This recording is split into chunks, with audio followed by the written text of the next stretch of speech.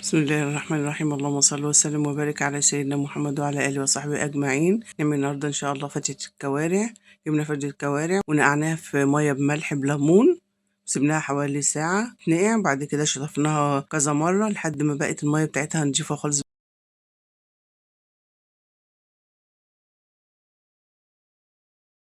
نبتدي نجيب حلة على البوتاجاز فيها مية بكفاية، نحط فيها ورق لوري وبصلاية.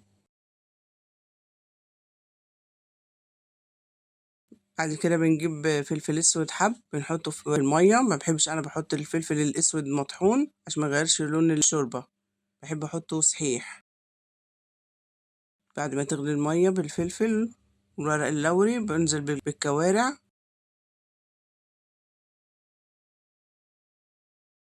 واقلبها تقليبة بسيطة. بعد كده بغطيها واسيبها على النار حوالي من ساعة لساعة ونص.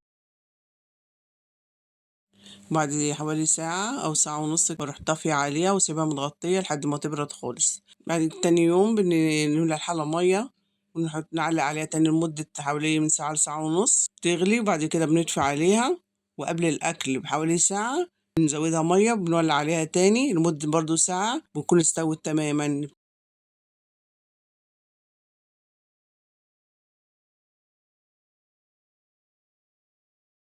نبتدي نعمل صلصة الفتة. بنجيب راس توم بندقها مع معلقتين سمن، أول ما بتبتدي يصفر بنطشها بالخل وننزل عليهم بالطماطم لحد ما تتسبك.